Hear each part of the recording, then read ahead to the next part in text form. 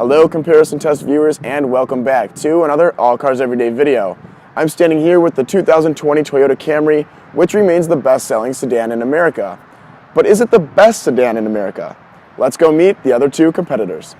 This is the 2020 Honda Accord, which is the Camry's arch rival. The two have a history on my channel, and that is not over for the 2020 model year.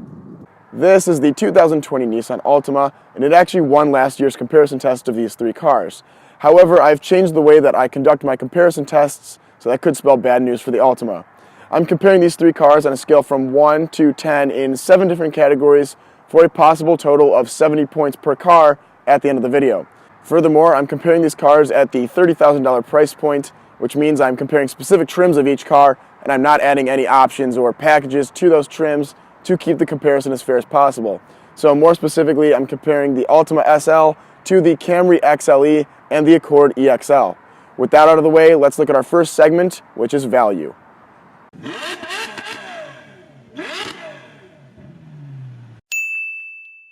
The 2020 Toyota Camry XLE starts at $29,325. On the outside of the car, there are bi-LED headlights and LED daytime running lights and taillights. The side view mirrors are heated, and the machined alloy wheels are 18 inches in diameter. To get inside the car, use the Camry's smart key system that allows entry or exit without having to physically use the key fob. Inside, the temperature is automatically controlled by a dual-zone climate control system, and the interior material is leather. Both front seats have 8 ways of power adjustment and are heated. The steering wheel is leather as well and has controls for the voice recognition, Bluetooth, audio features, and the gauge cluster. Speaking of which, the instruments are fully digital, with a 7-inch TFT display behind the steering wheel. It shows the usual array of gauges, plus information about the audio and other vehicle features like tire pressures, fuel economy, and more. The audio can also be controlled through the 8-inch screen in the center console, as it houses Apple CarPlay, Android Auto, Amazon Alexa, and Sirius XM. Convenience features in the Camry include push-button start,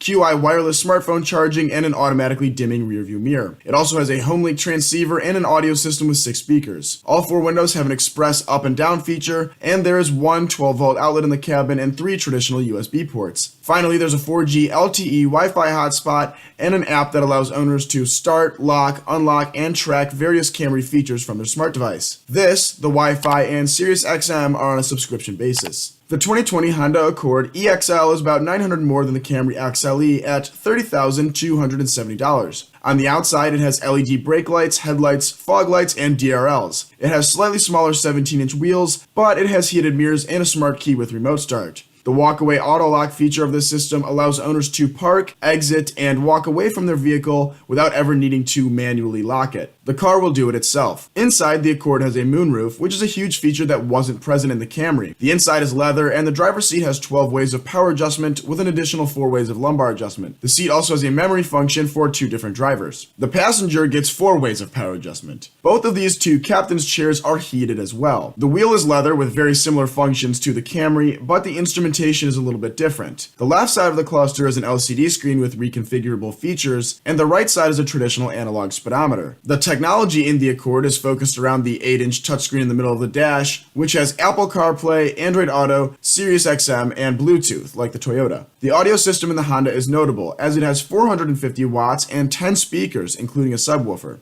Convenience features nearly mirror the Toyota, with dual-zone automatic climate control, push-button start, HomeLink, and an auto-dimming rearview mirror. It has express windows for the front 2 and 2 12-volt outlets inside, as well as 2 USB ports. Finally, it has Honda Link, which is nearly identical to the smartphone app that the Toyota also has that grants remote access to the car. The 2020 Nissan Altima SL undercuts the Honda by $30 at $30,240. As you walk up to the Nissan, you'll see the LED headlights and fog lights and wheels that are the same size as the Honda's at 17 inches. Besides that, the features on the sedan are the same as the other 2, with heated mirrors and a smart key system. The remote start feature also allows owners to adjust the climate control inside before they get in, which is particularly good for the winters. Inside, the Altima has a moonroof like the Accord and a leather interior, as is the standard at this price point. The driver's seat is 8-way power adjustable with lumbar support, and the passenger gets 4 ways. Both front seats are heated, and uniquely, the Nissan also comes standard with a heated wheel. The gauge cluster in the Altima is called Advanced Drive Assist, where there's an LCD screen in between 2 analog gauges.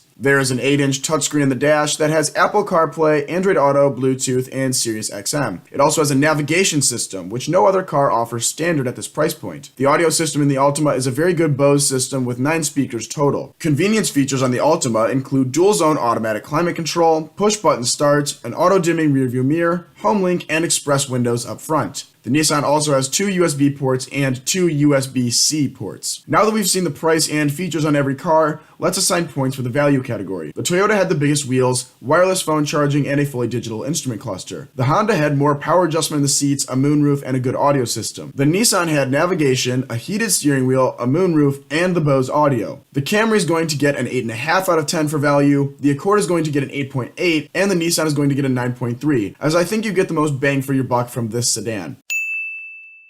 In this segment, we will look at the active safety features of each vehicle, as well as the passive IIHS ratings of each car. The 2020 Camry comes with a pre-collision system with pedestrian detection, lane departure alert with steering assist, automatic high beams, dynamic radar cruise control, and a blind spot monitor with cross-traffic alert. The IIHS rated it very highly as a top safety pick plus. It was rated good everywhere in its testing except headlights, where the score ranged from acceptable to good. The Camry had possibly the best safety ratings of any vehicle I've compared, regardless of the trim of the car. The Accord had collision mitigation braking, road departure mitigation, adaptive cruise control with low speed follow, lane keeping assist, traffic sign recognition, a blind spot information system with a cross traffic monitor, and auto high beams. It was rated well too, as a top safety pick. Its headlights ranged from marginal to acceptable, which is probably why it missed the coveted plus rating the Camry got. The Nissan has a dynamic radar cruise control system called ProPilot, forward collision warning, automatic emergency braking with pedestrian detection, intelligent lane intervention, blind spot warning, rear cross traffic alert, and emergency braking. It also has auto high beams like the other two cars and a form of traffic sign recognition. One feature that it has that the other two cars don't is a driver alertness feature that monitors steering inputs to determine whether or not the driver is paying attention to the road or if they're getting drowsy. The Altima is rated identically to the Honda and IIHS standings. In this category, the Camry gets a 9.5 for safety, as it definitely covered the bases in terms of active safety. It also got the highest ratings from the IIHS.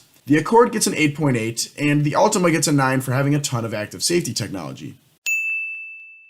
The 2020 Camry comes with a 2.5-liter inline-4, making 203 horsepower and 184 pound-feet. Though this is one of the stronger base engines in the segment, it's also the slowest of the group, taking 7.8 seconds to get to 60 miles per hour. Power is routed through the front wheels via an 8-speed automatic transmission. It's the only car here with a traditional automatic with real gears, as the other two have a continuously variable transmission, or CVT. These transmissions use infinitely swappable ratios in the name of fuel economy. Car enthusiasts don't really like them, but traditional consumers don't notice much of a difference. The Honda has this type of transmission with a turbocharged 1.5-liter 4-cylinder engine. It makes 192 horsepower and 192 pound-feet. It's front-wheel drive like the other two and is faster to 60 at 7.3 seconds. The Altima has a 2.5-liter inline 4-cylinder like the Camry, except it has a CVT like the Accord. It makes 188 horses and 180 pound-feet of twist. It's front-wheel drive in this trim, but the Altima has an option for all-wheel drive, which isn't available on the other two cars. If you're picking between these three options and need all-wheel drive, the Nissan is your only choice. Also consider looking at the Subaru Legacy as well, which has all-wheel drive standard. Regardless, it is pretty much as fast as the Accord at 7.4 seconds. The Camry gets an 8.5 for having the best transmission and most power. The Accord gets a 9 for having a super modern engine and being pretty quick. Finally, the Altima gets an 8.5 like the Camry, as it's the least developed of the three powertrains, but remains pretty quick. The Camry gets 27 miles per gallon in the city and 38 on the highway, for a combined 31 miles per gallon in EPA testing. The Accord gets 30 in the city, 38 on the highway, and a combined 33. The Altima gets 28 in the city, 39 on the highway, and 32 combined. Though the Accord has the best numbers here, remember that turbocharged engines perform better in testing and sometimes worse in the real world. Anyway, the Accord gets a 10 in this category, the Altima gets a 9.6, and the Camry gets a 9. I get this statistic from Consumer Reports, which uses historical data of each model to predict a reliability score for each sedan. The scale ranges from much worse than average to much better than average, with average falling in the middle. The Camry scored the best in the group with a score of better than average, where the Accord and Altima both scored average. I assign a point for every step up in the ratings, so that means the Camry gets a 9 and the other two get an 8 in this category.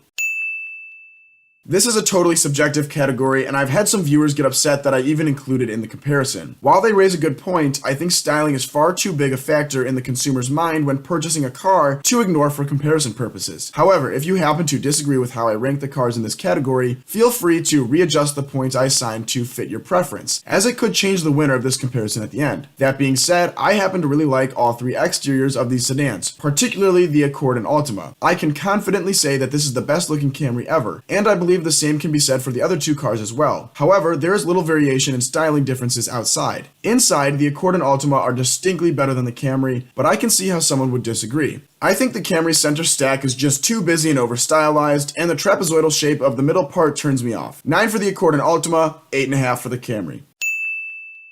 This category is where I evaluate how well each sedan performs its intended function and where miscellaneous items fit into the comparison. The Camry has 100.4 cubic feet of passenger volume inside, compared to 102.7 in the Accord and 98.8 for the Altima. The Accord also has the biggest trunk by over a foot of cubic space, at 16.7 compared to 15.1 in the Camry and 15.4 in the Altima. Finally, the Camry and Accord both complete a full turn in 38 feet, whereas the Altima needs 37.4. 9.2 for the Accord for the passenger and trunk space, 8.5 for the Camry, and 8.5 for the Nissan. These are the final points for each sedan. As you can see, the Accord won this year, aided by its fuel economy and powertrain mostly. But look at the spread for the third place Camry. It's a mere 0.4 of a point behind the Altima and only 1.2 points behind the winning Accord. This just goes to show that all three of these sedans are competitive offerings and that you truly cannot go wrong with any one of them. The homogeneity of the segment has made it so that there are very little differences left for me to evaluate, but it has also created three world-class sedans for $30,000. Regardless, the Accord had final say this year. Thanks for watching.